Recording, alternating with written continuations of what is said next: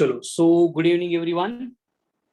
From today we have to start discussion about हमारा 12th का syllabus for CET और जिसमें अकॉर्डिंग टू सिलेबस हमें पहला टॉपिक दिया है दैट इज रोटेशनल डायनामिक्स। अब बेसिकली इस रोटेशनल डायनामिक्स में जो है हमें डिस्कस करनी है दो बातें, मतलब जो पहले दो टॉपिक हुआ करते थे उनको कंबाइन करके एक टॉपिक बना दिया है जिसमें हम circular motion and rotational motion, मतलब एज पर प्रीवियस सिलेबस ऐसे दो दो टॉपिक हुआ करते थे लेकिन लास्ट ईयर से जो न्यू सिलेबस आ गया उसमें ये दोनों टॉपिक जो है वो कंबाइन करके आपको प्रोवाइड किए।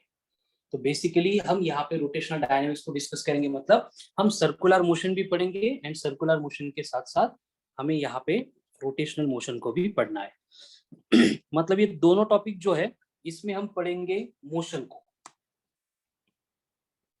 अब ये मोशन मतलब क्या होता है, उसमें हमने जो हमारा बेसिक टॉपिक था मोशन इन ए प्लेन उसमें बहुत ज्यादा डिटेल में डिस्कस किया था कि change in position of the body और ऑब्जेक्ट होता है with respect to space and time, उसको अपन कंसीडर करते हैं एज ए मोशन।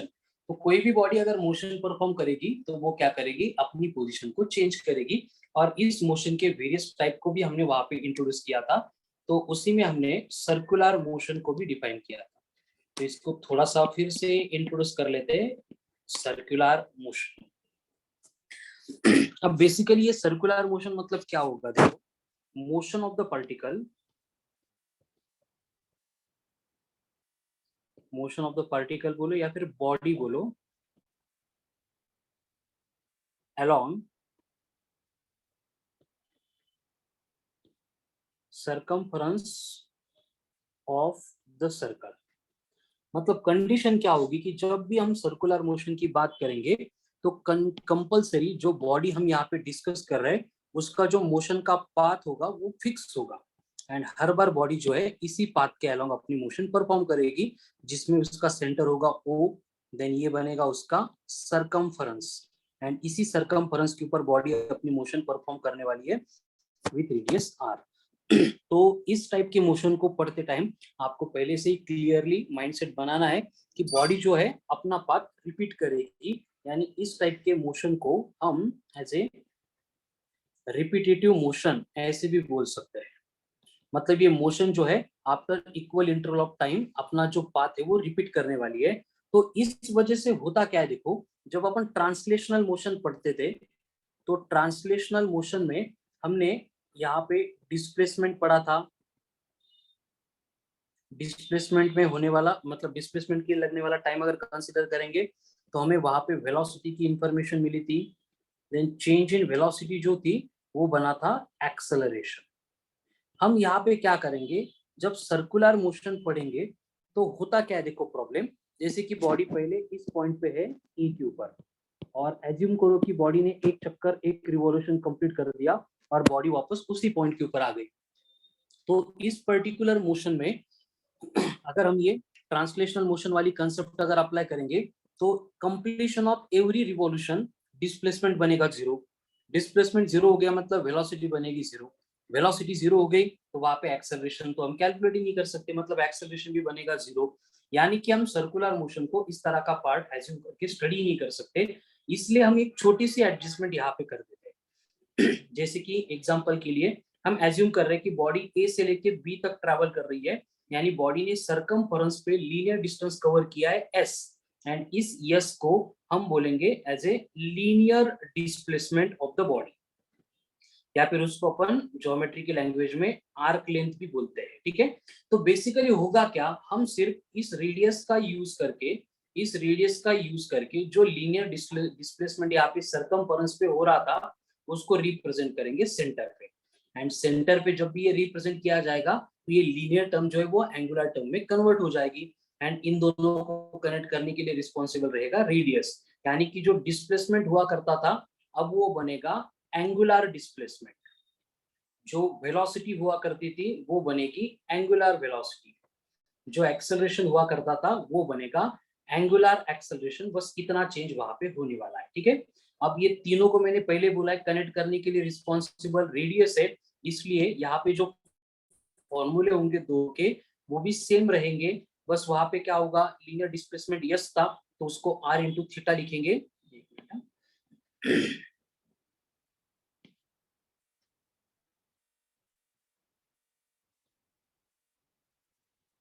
ठीक है, लीनियर डिस्प्लेसमेंट जो s equal to are into theta लिखेंगे, तो यहाँ पे हमने लीनियर डिस्प्लेसमेंट को एंगुलर डिस्प्लेसमेंट के साथ कनेक्ट कर दिया। उसी तरह से v equals to are into omega लिखेंगे, तो लीनियर वेलोसिटी एंगुलर वेलोसिटी के साथ कनेक्ट हो गई। उसी तरह से a इंटू आर अल्फा लिखेंगे तो हमें लीनियर एक्सेलरेशन का एंगुलर एक्सेलरेशन यहाँ पे मिल जाएगा। यानी कि देखो टॉपिक के सबसे इंपॉर्टेंट रिलेशन है s equals to are into theta, then v equals to are into omega, then a equals to are into alpha. And इनको अगर कंपेयर करेंगे तो यहाँ पे समझ में आएगा कि जो लीनियर टर्म है वही एंगुलर टर्म है, बस उनको कनेक्ट करने के लिए ये रेडियस यहाँ पे रिस्पॉन्सिबल है। मतलब वही जो डायग्राम में मैंने एक्सप्लेन किया था कि होता है एक्चुअल सरकमफेरेंस पे, पर अपन रेडियस का यूज करके उसको सेंटर पे रिप्रेजेंट करते हैं इन टर्म्स ऑफ एंगल्स। तो इस तरह से ये रिलेशन जो है हमें लीनियर एंड एंगुलर टर्म को कनेक्ट करने के लिए हेल्प करते हैं। तो यहाँ पे इनको अगर वेक्टर फॉर्म में लिखना है तो इसका वेक्टर फॉर्म होगा s vector equals to theta vector cross r vector.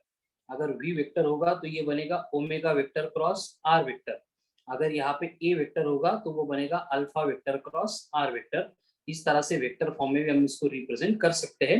अब यहाँ पे आपको याद रखना है कि जो एंगुलर डिस्प्लेसमेंट है इसका नोटेशन होगा थीटा, इसका फॉर्मूला होगा आर्क लेंथ अपॉन रेडियस यानी s अपॉन r, इसका SI यूनिट होगा रेडियन।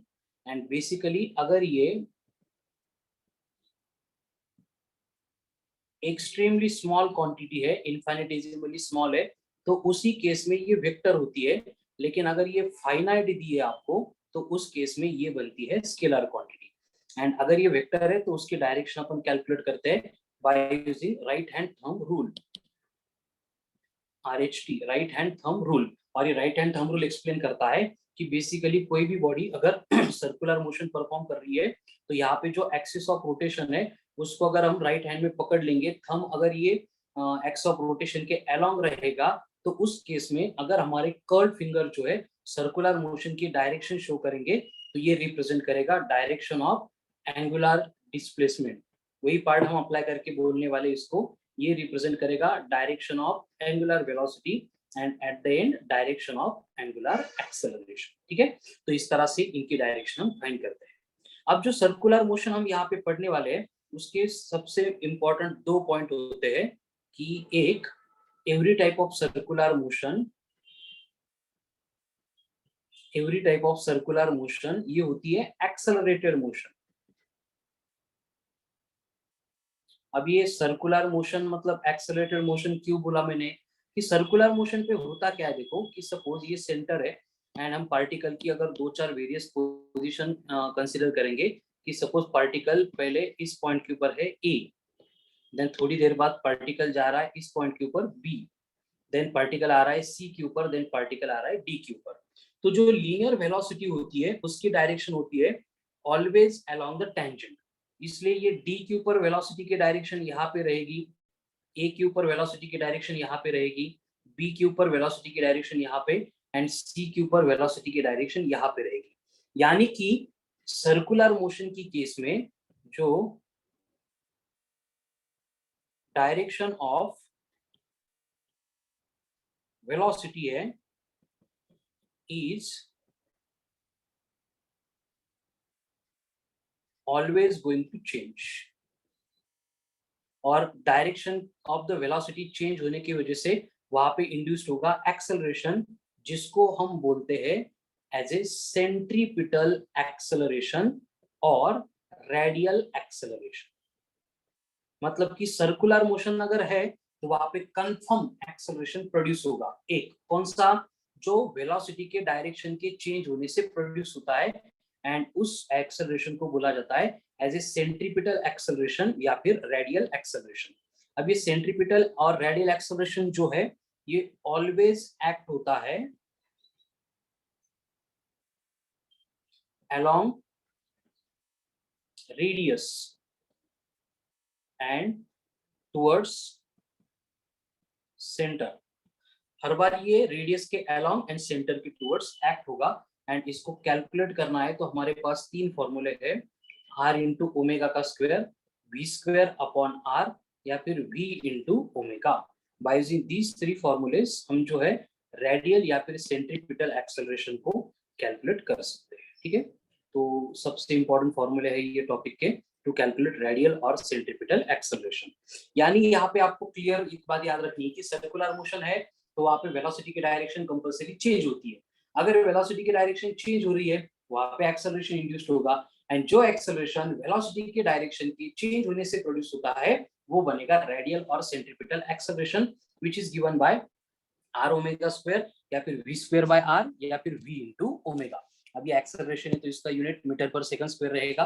डायरेक्शन के बारे में तो मैंने पहले ही क्लियर कर दिया है। ठीक है, तो बेसिकली यहाँ पे जो एक्सेलरेशन एक्ट होगा वो टुवर्ड्स सेंटर एक्ट होगा एंड इसके बाद में और एक पॉइंट इससे रिलेटेड है कि magnitude of velocity keep changing.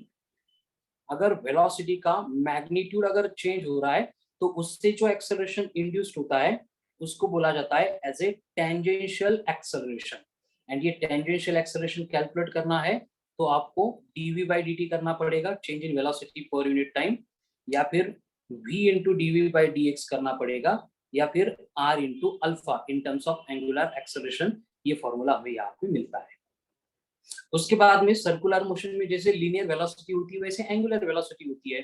तो यहाँ पे आपको याद रखना है कि जो डायरेक्शन है, डायरेक्शन ऑफ एंगुलर वेलोसिटी अभी ऊपर बोला है कि given by right hand thumb rule है, इसलिए is always fixed and it is along axis of rotation.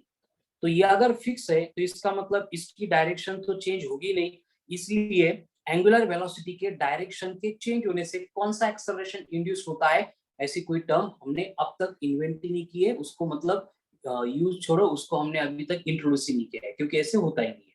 उसके बाद में change in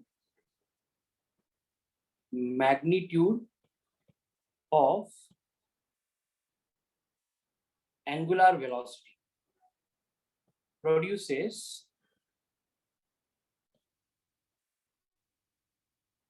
angular acceleration and ये जो angular acceleration होता है it is denoted by alpha होगा, it is given by d omega by dt या फिर omega 2 minus omega 1 upon t या फिर tangential acceleration upon radius।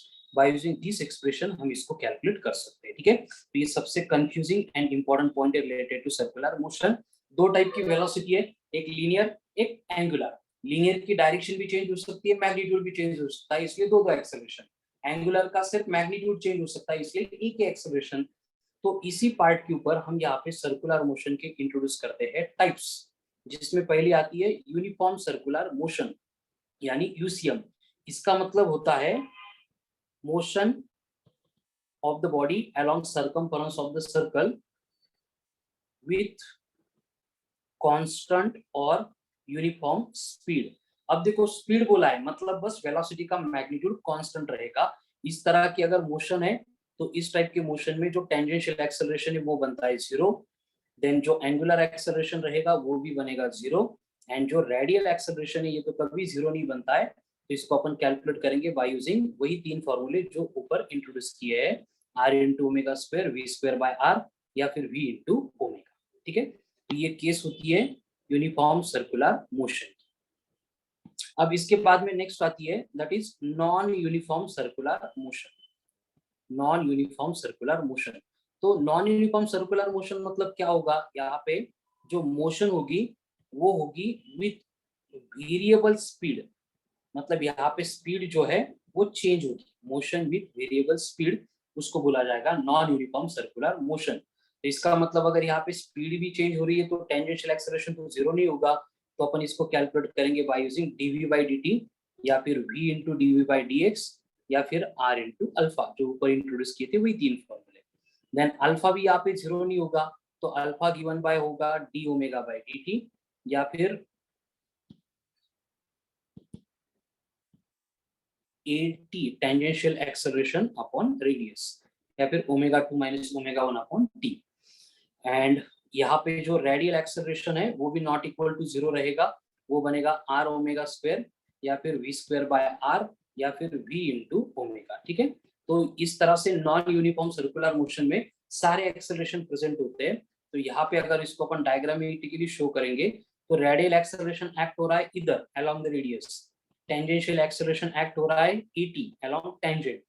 इसका मतलब इन दोनों का जो रिजल्टेंट एक्सेलरेशन रहेगा, जिसको अपन acceleration in the circular motion,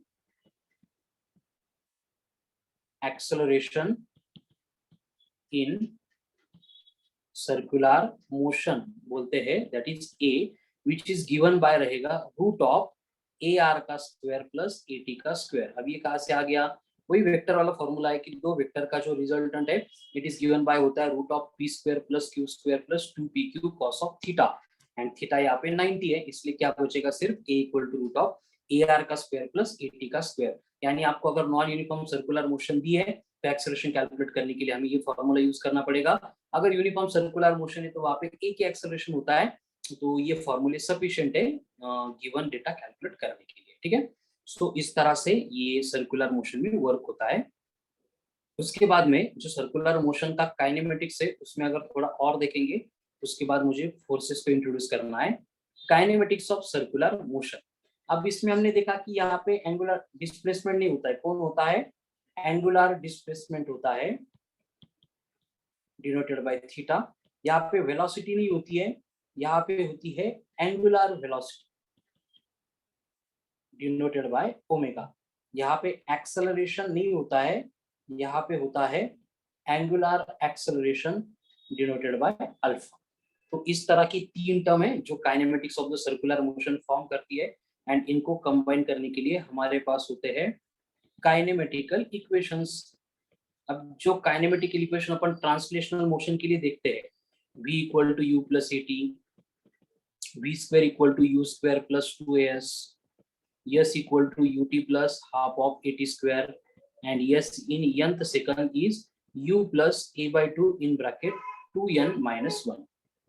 वही काइनेमेटिकल इक्वेशन यहाँ पे भी आएंगे, बस v रिप्लेस्ड बाय ओमेगा होगा तो ये बनेगा omega equals to omega not plus alpha into T, then omega का स्क्वायर बनेगा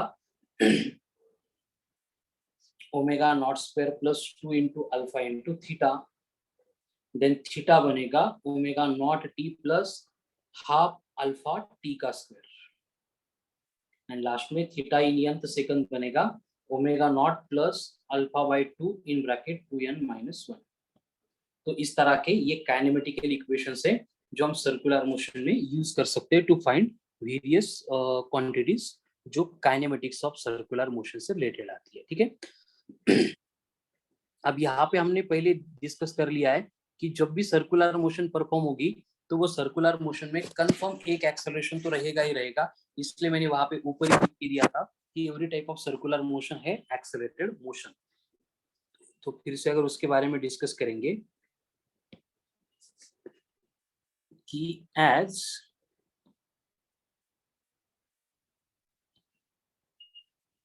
every type of circular motion is an accelerated motion, therefore a force is required to maintain the acceleration। अब condition क्या है, देखो circular motion है तो acceleration होगा, acceleration है तो वहां पे फोर्स लगेगा, तो ऐसा एक फोर्स होता है जिसके बिना सर्कुलर मोशन पॉसिबल ही नहीं होती है, उस फोर्स को बोला जाता है as a centripetal force, centre के टुवर्ड्स एक्ट होने वाला फोर्स। अब इस सेंट्रीपिटल फोर्स का काम बेसिकली क्या होगा, सर्कुलर मोशन को मेंटेन करना, मतलब सेंट्रीपिटल एक्सेलरेशन को प्रोवाइड करना। ठीक है, ये ऑलवेज एक्ट होता है, acts along radius and towards center of circle. ठीक है, रेडियस के अलोंग एंड सेंटर के टुवर्ड्स एक्ट होने वाली ये फोर्स है। अब हमें मालूम है कि in general force is given bye m into a होता है। अब यहाँ पे जो a रहेगा उसको अपन रेडियल या फिर सेंट्रीपिटल एक्सेलरेशन बोलते हैं। तो उसके फॉर्मूले अगर पुट करेंगे r omega square v square by r v into omega, उसको अगर मास से मल्टीप्लाई करेंगे तो हमें यहाँ पे सेंट्रीपिटल फोर्स के फॉर्मूले मिलते हैं mr omega square m into v into omega m into v square upon r. ठीक है, so by using these expression we can calculate the centripetal force. अब इसकी डायरेक्शन हो गई, इसका मैग्नीट्यूड भी आ गया। अब होता क्या है, देखो ये सेंट्रीपिटल फोर्स अगर आ गया, लेकिन फिर भी हम देखेंगे तो बेसिकली अगर कोई बॉडी है उसके ऊपर ये फोर्स एक्ट हो रहा है टुवर्ड्स सेंटर, लेकिन फिर भी ये बॉडी सेंटर के टुवर्ड्स मूव होती नहीं है, क्योंकि इसको बैलेंस करने वाला यहाँ पे और एक फोर्स होता है जिसको अपन बोलते हैं as a centrifugal force Fg। ये था सेंट्रीपिटल फोर्स Fc। तो यहाँ पे और एक फोर्स होता है सेंट्रीफ्यूगल फोर्स। सेंट्रीपिटल के बारे में एक इंपॉर्टेंट पॉइंट याद रखना है कि ये जो है बेसिकली रियल फोर्स है। रियल मतलब इसको किसी ना किसी को प्रोवाइड करना पड़ेगा, ये अपने आप खुद से इंड्यूस नहीं होता है। ठीक है, अब देखो यहाँ पे क्या होगा, या ये दूसरा फोर्स हम इंट्रोड्यूस करेंगे जो बनेगा सेंट्रीफ्यूगल फोर्स। अब ये सेंट्रीफ्यूगल फोर्स जो है हम बेसिकली इंट्रोड्यूस करते हैं कि ये जो सर्कुलर मोशन है ये एक्सेलरेटेड मोशन है। एंड एक्सेलरेटेड मोशन मतलब वहां पे आता है non inertial frame of reference, जिसमें न्यूटन के लॉ एप्लीकेबल नहीं होते। तो न्यूटन के लॉ को अप्लाई करने के लिए, एप्लीकेबल बनाने के लिए हम यहाँ पे कुछ फोर्स को इंट्रोड्यूस करते हैं जिनको बोला जाता है स्यूडो फोर्स। मतलब जिनको हम प्रोवाइड तो नहीं करते लेकिन वो अपने आप वहां पे एक्ट होते हैं, इंड्यूस्ड होते हैं। जैसे कार और बस टेकिंग ए टर्न और उसमें जो पैसेंजर बैठा है वो आउटवर्ड पुश एक्सपीरियंस करता है, लेकिन उसको ढकेलने वाला ना कंडक्टर होता है ना बाजू का पैसेंजर होता है, लेकिन उसको धक्का तो लगता है, वो बाजू में आउटवर्ड पुश एक्सपीरियंस तो करता ही है। इसका मतलब फोर्स एक्ट हुआ, लेकिन किसने एक्ट किया वो मालूम नहीं है, इसलिए वो बनेगा स्यूडो फोर्स। तो ये सेंट्रीफ्यूगल फोर्स भी स्यूडो फोर्स है। ये जो है acts along radius and away from center। ये रेडियस के along एक्ट होता है एंड सेंटर से अवे एक्ट होता है। बाकी इसका जो मैग्नीट्यूड है वो सेम रहेगा, सिर्फ ये डायरेक्शन में डिफर करेगा। ठीक है, अब हम देखेंगे application of this circular motion, जिसमें आएगा मोशन ऑफ ए व्हीकल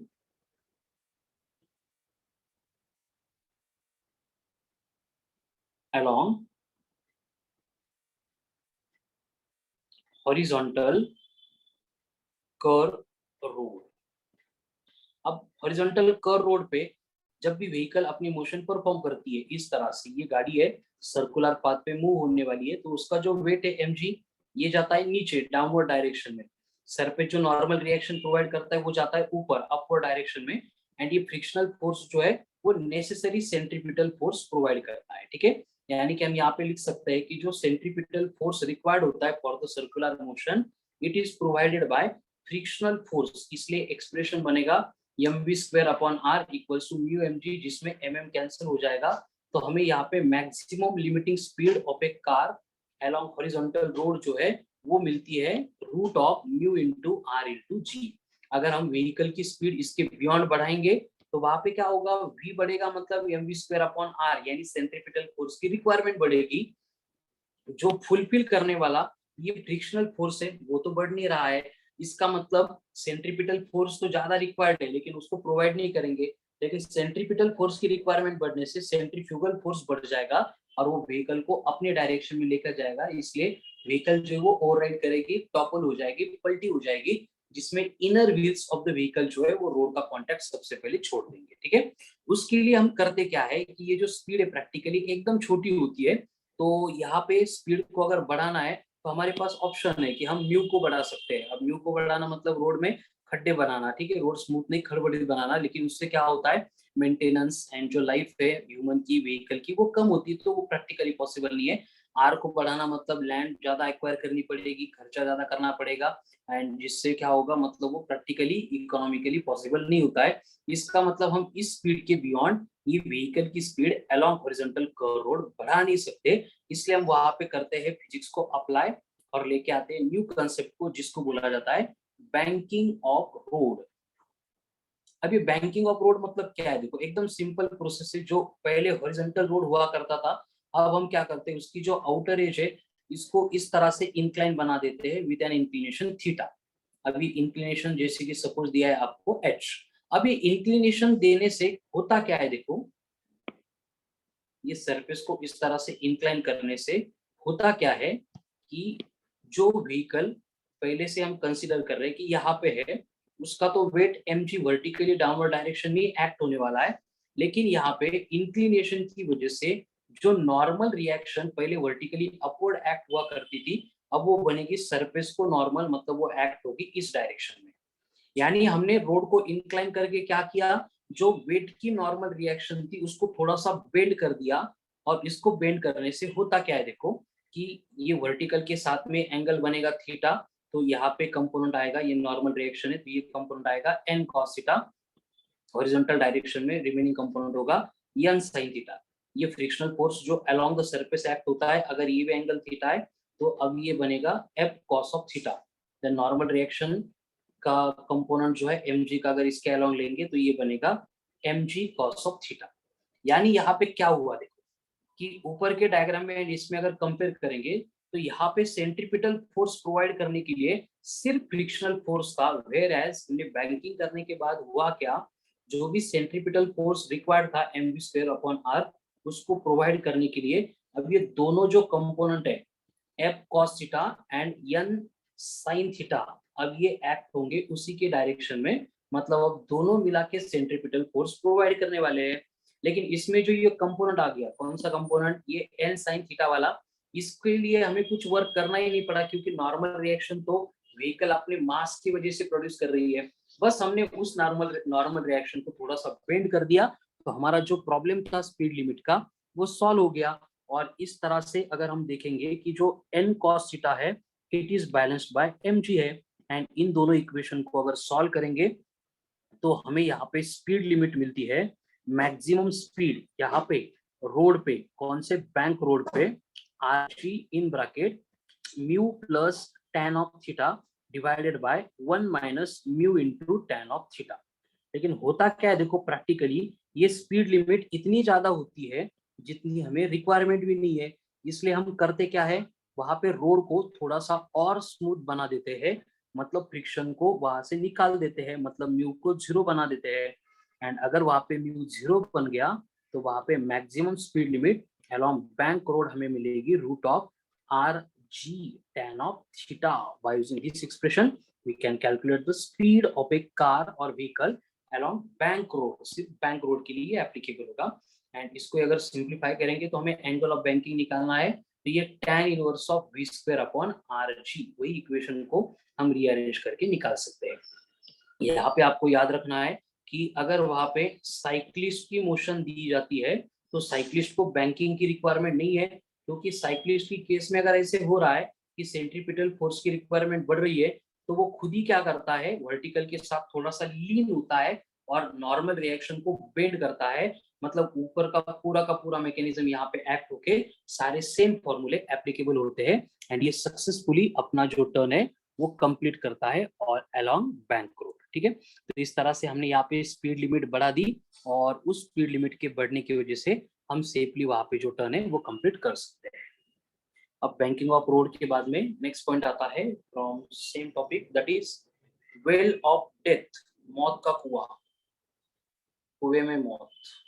अब ये मौत के कुएं में क्या होता है, देखो इस तरह का एक कुआं होता है, इसमें मौत होती है और वो घूमती है, ऐसे नहीं होता है। क्या होता है, वो बाइकर होते हैं, वो स्टंट करते हैं, तो वो क्या करते हैं इस वेल के अंदर इधर ऐसे इस तरह से अपनी मोशन परफॉर्म करते हैं।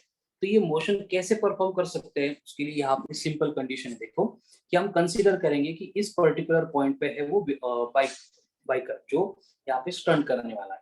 तो इस पॉइंट पे अगर वो स्टंट करेगा तो उसका जो वेट है mg वो तो वर्टिकली डाउनवर्ड एक्ट होगा, नॉर्मल रिएक्शन तो ऑलवेज सरफेस को नॉर्मली होती है, बस यहाँ पे जो फ्रिक्शनल फोर्स होगा वो उसके वेट को बैलेंस करेगा। यानी यहाँ पे हम लिख सकते हैं कि फ्रिक्शनल फोर्स बना इक्वल्स टू mg, वेट को बैलेंस कर रहा है। लेकिन फ्रिक्शनल फोर्स मतलब होता है mu into n, coefficient of friction mu है, एन मतलब नॉर्मल रिएक्शन। लेकिन यहाँ की जो नॉर्मल रिएक्शन है वो प्रोवाइड कर रही है नेसेसरी सेंट्रीपिटल फोर्स, यानी ये सर्कुलर मोशन परफॉर्म हो रही है तो सेंटर के टुवर्ड्स नॉर्मल रिएक्शन जाती है, तो नॉर्मल रिएक्शन प्रोवाइड करती है सेंट्रीपिटल फोर्स। अब इन इक्वेशन को अगर थोड़ा सा रीअरेंज करेंगे, ये n की वैल्यू अगर यहाँ पे पुट कर देंगे या फिर इनको अगर डिवाइड करेंगे तो ये F by n is equals to हमें मिलते हैं mg upon mv square upon r। mm cancel होंगे तो यहाँ पे हमें वेलोसिटी के लिए एक्सप्रेशन मिलेगा ये r g n upon f। तो बाय यूजिंग दिस एक्सप्रेशन वहां पे अपन minimum velocity with which safely he can complete the turn calculate कर सकते हैं। लेकिन यहाँ पे अगर देखेंगे कि n अपॉन f की वैल्यू 1 बाय म्यू है, तो उसको अगर पुट कर देंगे तो यहाँ पे एक्सप्रेशन मिलता है in terms of mu, that will be root of rg upon mu.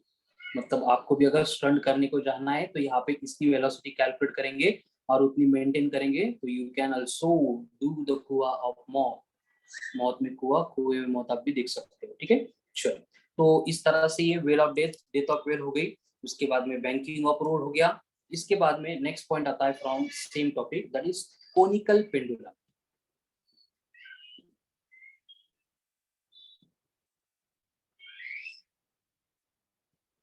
Conical pendulum. अब ये जो कोनिकल पेंडुलम होता है मतलब क्या है, देखो सिंपल पेंडुलम ही है, नया कुछ नहीं है, सिंपल पेंडुलम ही है। मतलब एक स्ट्रिंग होगी जिसको अपन बॉब ऐसे सस्पेंड करेंगे।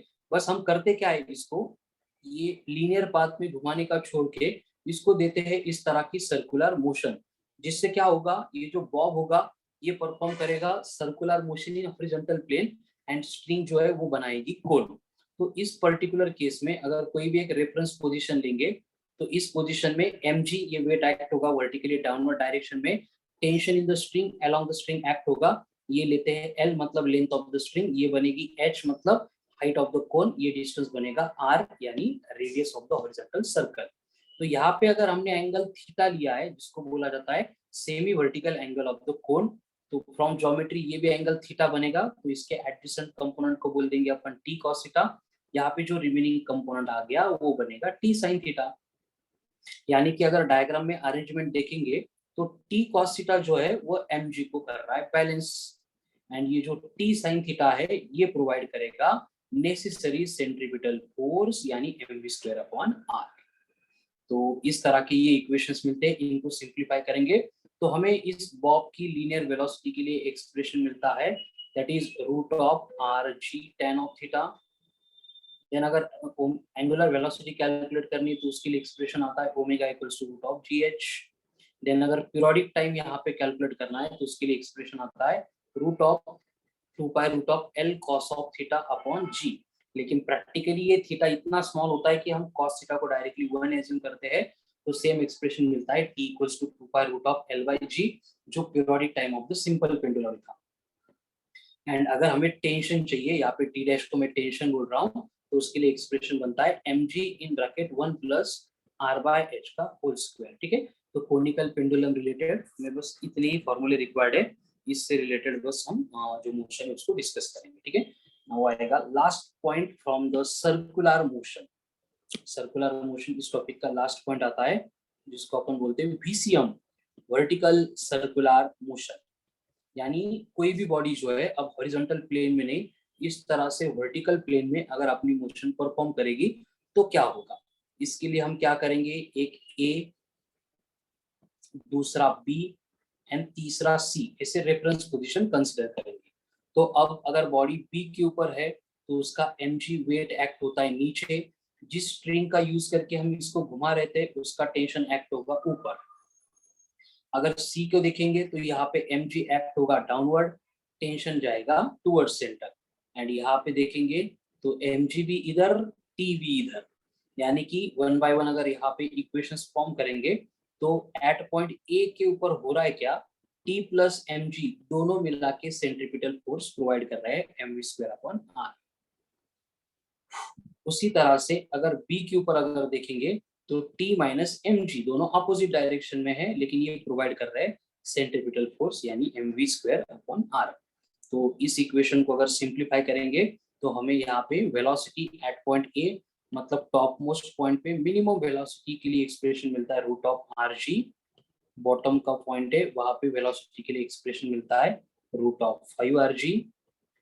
देन जो मिडवे पॉइंट है उसके लिए एक्सप्रेशन मिलता है रूट ऑफ 3 rg। ऐसे ये 3 पॉइंट जो है, 3 पॉइंट पे वेलोसिटी हम कैलकुलेट कर सकते हैं, ठीक है। उसके बाद में यहाँ पे जो टोटल एनर्जी होती है वो ऑलवेज कंजर्व होती है और उसकी वैल्यू होती है 5/2 times of m into g into r. यानी मिडवे पे जाओ, टॉप मोस्ट पोजिशन पे जाओ, किधर भी जाओ, हर एक पॉइंट पे जो है आपको कंपलसरी जो टोटल एनर्जी वो कंजर्व होती हुई मिलेगी, एक ही वैल्यू उसकी, दैट इज 5/2 mgr। बस वहां पे होगा क्या, मैक्स टू मैक्स जो kinetic energy and potential energy उनकी वैल्यू वहां पे चेंज हो सकती है। और यहाँ पे जो टेंशन है एट बी माइनस टेंशन है एट ए, ये होता है 6 टाइम्स ऑफ mg। मतलब top most and bottom most point पे जो डिफरेंस इन टेंशन है वो होता है 6 टाइम्स ऑफ mg। एंड इसी के साथ हमारा सर्कुलर मोशन कंप्लीट होता है। लास्ट एक point is pure of depth जो एक्सक्लूडेड फ्रॉम द सिलेबस है, सो लेट इट गो। उसके बाद में हम लगे डिस्कशन शुरू करने वाले हैं next topic from the actual same topic से।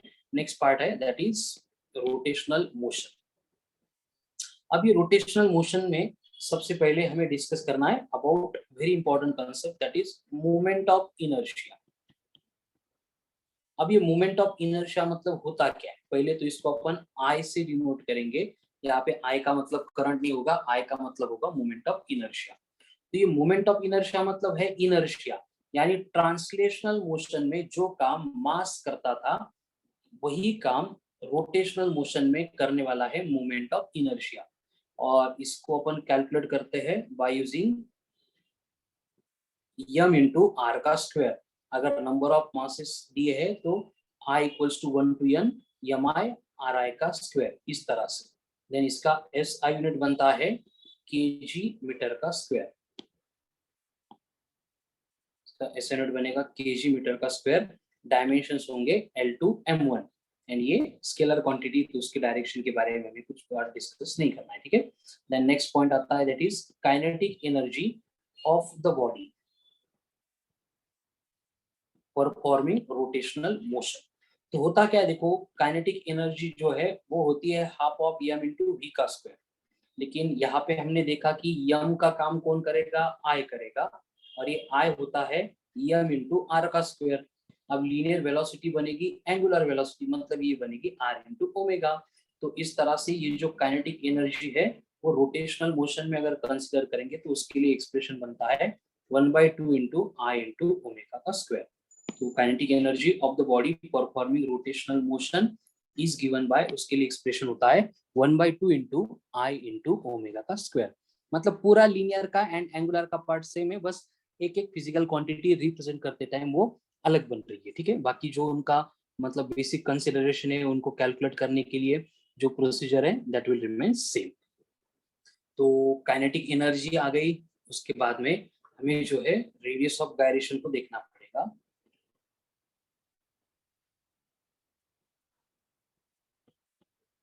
अब ये रेडियस ऑफ गायरेशन जो है इसको अपन डिनोट करते हैं बाय यूजिंग के। अब ये रेडियस ऑफ गायरेशन मतलब क्या है, सिंपली एक डिस्टेंस है। कौन सा डिस्टेंस है, देखो दो डायग्राम में अपन कंपेयर करेंगे कि सपोज पहली बॉडी है जिसमें ये एक्स ऑफ रोटेशन पास हो रहा है और इसमें m1 m2 mn ऐसे वेरियस पॉइंट पे मास से सिचुएटेड है, इनके परपेंडिकुलर डिस्टेंसेस दिए r1 r2 up to rn। तो इस केस में अगर हमें मोमेंट ऑफ इनर्शिया कैलकुलेट करना है तो हम यहाँ पे फॉर्मूला यूज करते हैं summation of I equals to 1 to n mi ri का स्क्वायर। लेकिन अगर सेम बॉडी है और उस बॉडी में हमें एक कंडीशन दी गई है कि इस बॉडी का पूरा जो मास है m, ये सिचुएटेड है एक ही पॉइंट के ऊपर जिसका एक्स ऑफ रोटेशन से परपेंडिकुलर डिस्टेंस है k, तो यहाँ पे मोमेंट ऑफ इनर्शिया का फॉर्मूला बनेगा k।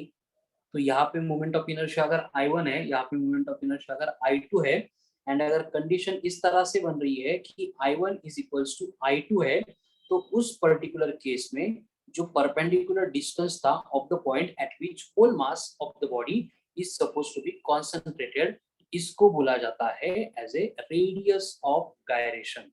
एंड अगर हमें रेडियस ऑफ गायरेशन मालूम हो गई तो उसके ऊपर से हम मोमेंट ऑफ इनर्शिया कैलकुलेट करते हैं बाय यूजिंग m इंटू के का स्क्वायर। तो यहाँ पे टॉपिक में हमें कुछ स्टैंडर्ड बॉडी के साथ डील करना है, जैसे रिंग है, डिस्क है, देन इधर लिखते हैं उनको, रिंग है, देन डिस्क है, देन होलो स्फीयर है, देन सॉलिड स्फीयर है, देन रॉड है। तो ये सारी जो बॉडी है इनके साथ ही हम डील करेंगे। तो इस केस में हमें अगर प्रोवाइड किया है के, तो उसके ऊपर से अपन निकाल सकते हैं आई। देखो रिंग के केस में के इक्वल्स टू होता है आर। अब आर मतलब रेडियस, तो उस केस में के इक्वल्स टू अगर आर है तो मोमेंट ऑफ इनर्शिया बनता है equals to M R square for the ring. अगर आपको डिस्क दी है तो डिस्क के लिए रेडियस ऑफ गायरेशन बनती है r by root two, and अगर ये r बाय रूट टू है तो मोमेंट ऑफ इनर्शिया बनता है M R square by two. अगर होलो स्फीयर की बात की है तो वहां पे k होता है root of 2/3 times of r, यानी मोमेंट ऑफ इनर्शिया का फॉर्मूला मिलता है 2/3 एम आर स्क्वायर। अगर आपको सॉलिड स्फीयर दिया है तो k की वैल्यू होती है root of 2/5 times of r, तो मोमेंट ऑफ इनर्शिया मिलता है 2/5 इंटू एम आर का स्क्वायर। अगर रॉड की बात की है तो वहां पे L बाय रूट ऑफ 12 ये K होता है, तो मोमेंट ऑफ इनर्शिया मिलता है ml स्क्वायर बाय 12। तो इस तरह से ये कुछ स्टैंडर्ड बॉडीज है जिनके रेडियस ऑफ गायरेशन एंड उसके ऊपर के मोमेंट ऑफ इनर्शिया, ये टेबल आपको लर्न करना ही पड़ेगा, इसके सिवा कोई क्वेश्चन सॉल्व नहीं होता है। ठीक है, तो इस तरह की रेडियस ऑफ गायरेशन एंड उसके ऊपर से moment of inertia for the body जो सिमेट्रिकल है एंड जिनकी शेप फिक्स होती है, हम यहाँ पे कैलकुलेट कर सकते हैं। अब होता क्या है, देखो जो ऊपर हमने यहाँ पे देखा है, ये रिंग की केस जो है वो सेम है। रिंग को ही अपन होलो सिलेंडर कंसिडर करेंगे, दोनों के लिए सेम है, एंड इसको ही अपन सॉलिड सिलेंडर कंसिडर करेंगे, उसके लिए भी सेम है। मतलब कंडीशन क्या होगी, देखो हमने देखा रिंग को, उसका एक्स ऑफ रोटेशन अगर इस तरह से पास हो रहा है तो मोमेंट ऑफ इनर्शिया बनेगा एम आर स्क्वायर। हमने देखा डिस्क को, अगर एक्स ऑफ रोटेशन ऐसे पास हो रहा है तो मोमेंट ऑफ इनर्शिया बनेगा M R square by two. हमने देखा स्पीयर को, होलो स्पीयर, उसका एक्स ऑफ रोटेशन कहीं से भी पास हो रहा है सेंटर में से, तो उसके लिए मोमेंट ऑफ इनर्शिया बनेगा 2/3 एम आर स्क्वायर। एंड अगर यहाँ पे सॉलिड स्पीयर आपको दिया है तो सॉलिड स्पीयर की केस में जो एक्स ऑफ रोटेशन ये पास हो रहा है उसके लिए मोमेंट ऑफ इनर्शिया बनेगा 2/5 times of M are square. And अगर आपको बात रॉड की है तो ये रॉड है, तो सेंटर में से अगर पास हो रहा है एक्स ऑफ रोटेशन तो मोमेंट ऑफ इनर्शिया बनता है M L square by 12।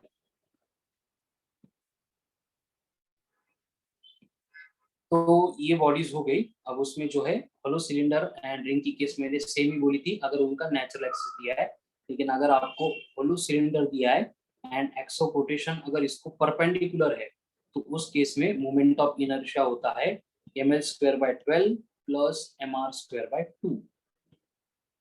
And वही अगर आपको ये होलो सिलेंडर की जगह पे सॉलिड सिलेंडर दिया है और एक्स ऑफ रोटेशन उसका नेचुरल नहीं है, ट्रांसफर से परपेंडिकुलर है, तो उसके लिए मोमेंट ऑफ इनर्शिया बनता है M L square by 12 plus M are square by 4, where m is the mass, l is the length and r is the radius of the given cylinder। लेकिन problem क्या होता है, देखो जो ऊपर की बॉडीज हमने देखी है तो अगर वो अपने खुद के नेचुरल एक्सिस के अबाउट रोटेट हो रही है तभी उसी केस में ये सारे फॉर्मूले एप्लीकेबल है।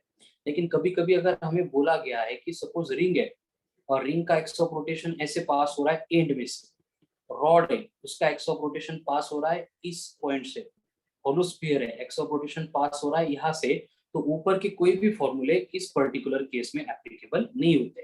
तो वहां पे मोमेंट ऑफ इनर्शिया कैसे फाइंड करेंगे, तो वहां पे मोमेंट ऑफ इनर्शिया फाइंड करने के लिए हमें पढ़ने पड़ेंगे next 2 points and that will be the theorems, जिसमें एक आएगा पैरेलल एक्सिस थ्योरम जो एक्सप्लेन करेगा IO equal to IC plus M into H का square.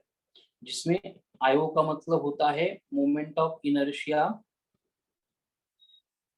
To be calculated.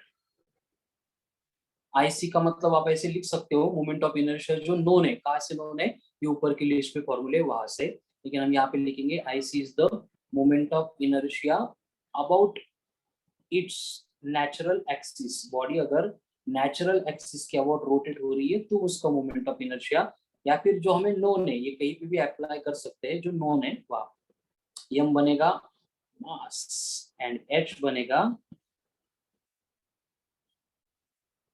Perpendicular distance between two axis of rotation. ठीक है, यानी कि एकदम सिंपल बात है देखो, एंड इसके रिलेटेड एक इंपॉर्टेंट पॉइंट कि इट इज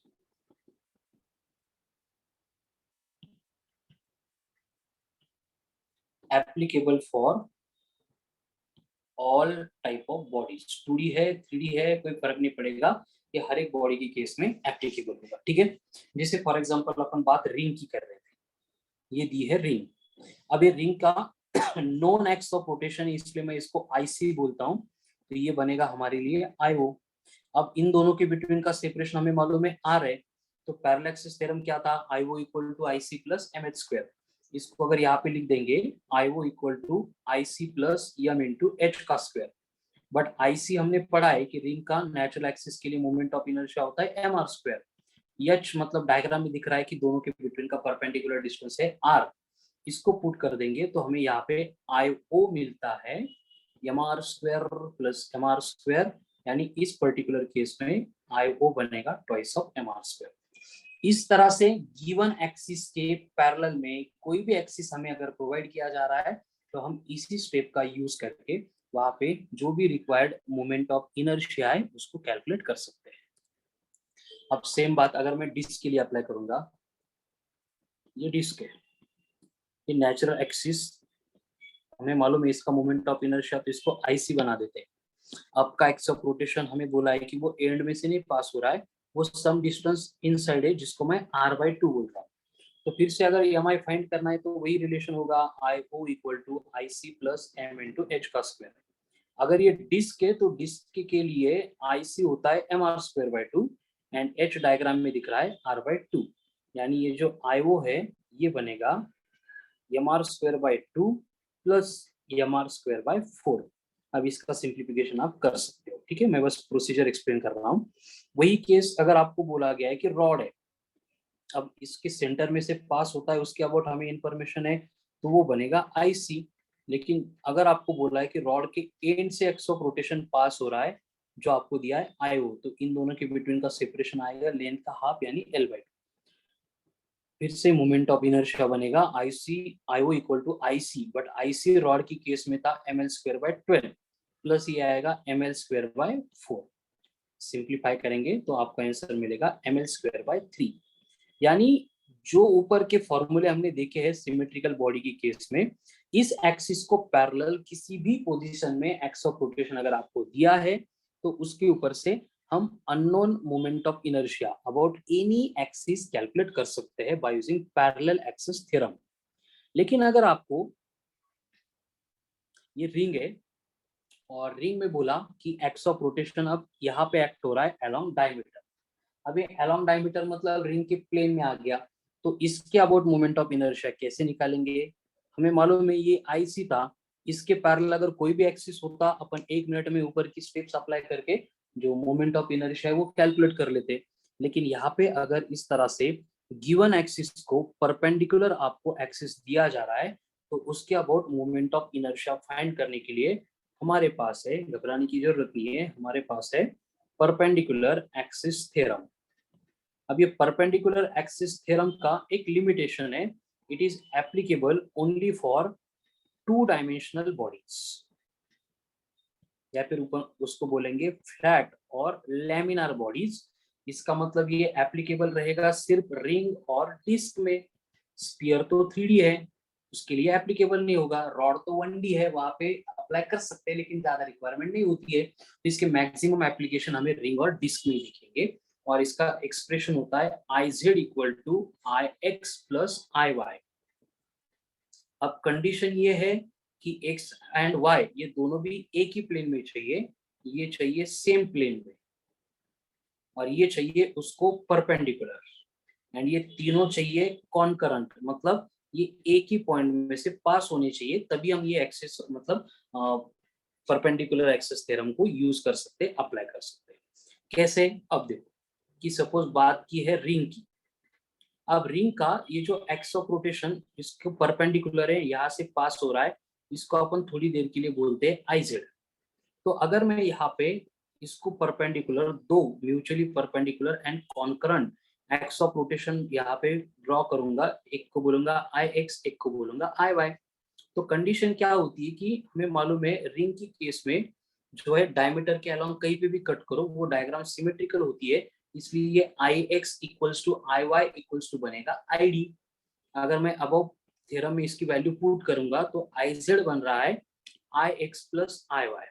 अब आई एक्स और आई वाई दोनों आई डी थे, तो I D plus I D ये बनेगा 2ID। मुझे चाहिए डायमीटर के अलोंग, ये होगा या फिर ये होगा, किसी के भी अलोंग मोमेंट ऑफ इनर्शिया, तो ये हमारा आई डी बनेगा I Z upon 2।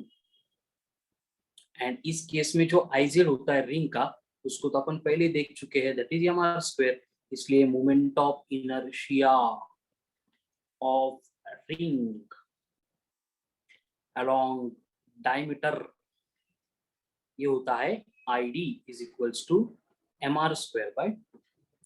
Same part अगर अपन डिस्क के लिए अप्लाई करेंगे, तो डिस्क के अलोंग मोमेंट ऑफ इनर्शिया अगर कैलकुलेट करना है तो उसको भी 2 से डिवाइड करना पड़ेगा। तो पहले से 2 थे, अब 2 into 2 बनेंगे 4, तो उसके लिए एक्सप्रेशन बन गया एम आर स्क्वायर बाय 4।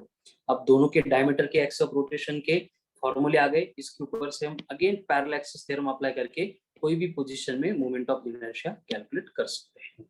तो ये हो गया parallel axis theorem and perpendicular axis theorem. उसके बाद में नेक्स्ट पॉइंट आता है that will B angular momentum. अभी एंगुलर मोमेंटम मतलब होता है एल, और इसको अपन डिफाइन करते हैं कि moment of linear momentum is nothing but angular momentum which is given by L vector equals to R vector cross P vector, यानी अपन इसको बोलते हैं L equals to are into P, यानी एल बनेगा M into V into R. लेकिन अगर बात रोटेशनल मोशन की चल रही है तो हमें मोमेंट ऑफ इनर्शिया के फॉर्म में रिप्रेजेंट करना पड़ेगा। तो यहाँ पे हमें एंगुलर मोमेंटम का एक्सप्रेशन मिलता है आई इंटू ओमेगा। अभी ऐसा यूनिट क्या होगा, kg मीटर स्क्वायर पर सेकंड। ठीक है, तो डायमेंशंस बनेंगे L2m1 t-1। अगेन ये वेक्टर क्वांटिटी है, यहाँ से दिख ही रहा है, ये होता है एंगुलर मोमेंटम।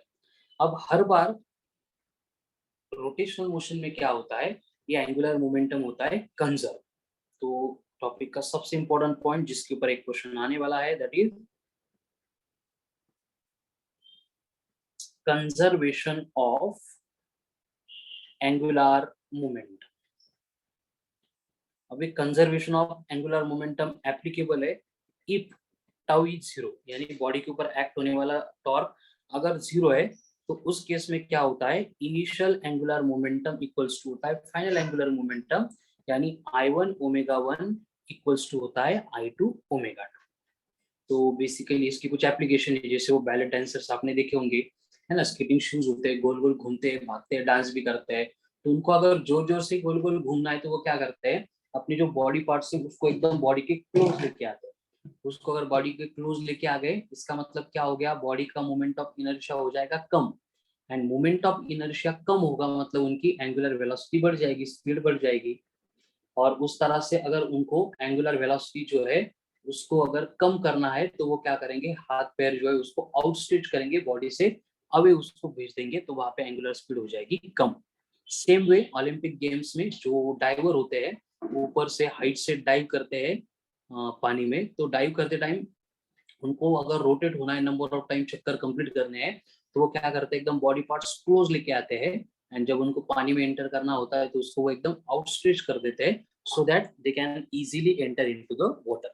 तो इस तरह से जो है ये conservation of angular momentum work करता है। ठीक है, तो एक्सट्रीमली इंपॉर्टेंट पॉइंट है I1 omega 1 equals to I2 omega 2। अब रोटेशनल मोशन का लास्ट पॉइंट बचा है that is torque acting on rotating body.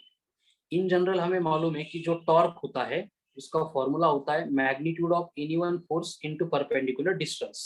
अब बेसिकली ये टॉर्क मतलब है क्या? तो टॉर्क है एक फिजिकल क्वांटिटी जो रिस्पॉन्सिबल है for the rotation of the body.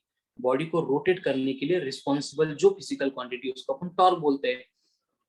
In translational motion अगर हम उसको कंसिडर कर रहे हैं तो उसका एक्सप्रेशन होता है F इंटू आर, लेकिन वही अगर रोटेशनल मोशन में हमें चाहिए तो ये बनता है I into alpha, where I का मतलब moment of inertia and alpha is the angular acceleration. तो इस तरह से ये टॉर्क हम कैलकुलेट कर सकते हैं in case of rotational motion. So this is all about rotational dynamics। इसमें actual content of syllabus and list of फॉर्मूले जो है वो इतनी है related to circular motion as well as angular motion. बस कभी कभी आपको कंफ्यूज करने के लिए अगर डेटा इन टर्म्स ऑफ अगर बोलेंगे कि पावर कैलकुलेट करना है तो पावर अगर रोटेशनल मोशन में कैलकुलेट करना है तो वहां पे हम एक्सप्रेशन यूज करते हैं टाउ इंटू ओमेगा। ठीक है, तो बेसिकली और भी आपको मोमेंट ऑफ इनर्शिया की फॉर्मूले की लिस्ट है जो बुक के एंड में लास्ट पेज पे दी है। उसको आपको क्वेश्चन सॉल्व करने के लिए तो वो यूज नहीं होंगे, उसके लिए जितनी स्टैंडर्ड बॉडीज बोली है उससे रिलेटेड क्वेश्चन रहेगा, लेकिन फिर भी लास्ट में जो दिए है उसको एक बार देखो, अगर हुआ पॉसिबल प्रिपेयर करना तो उसको प्रिपेयर करो। ठीक है, थ्योरेटिकल क्वेश्चन उससे रिलेटेड आ सकता है। बाकी जितना भी इंपॉर्टेंट पार्ट था from exam point of view वो पूरा पार्ट हम यहाँ पे डिस्कस कर लिए हैं। ठीक है, सो आज जो है मैं थोड़ी ज्यादा वर्कशीट सेंड करने वाला हूँ क्योंकि टॉपिक में फॉर्मूले बहुत ज्यादा थे तो फिजिक्स का लोड ज्यादा है आज के दिन। सो फिर भी आपको उसको स्किप नहीं करना है, वर्कशीट में जितने सारे क्वेश्चंस होंगे आपको उसको सॉल्व करना है। Again as per schedule test will be there जो अभी असाइन होगी 1 घंटे में एंड कल इवनिंग तक रहेगी। ठीक है, so remaining part will continue on tomorrow's lecture. Thank you.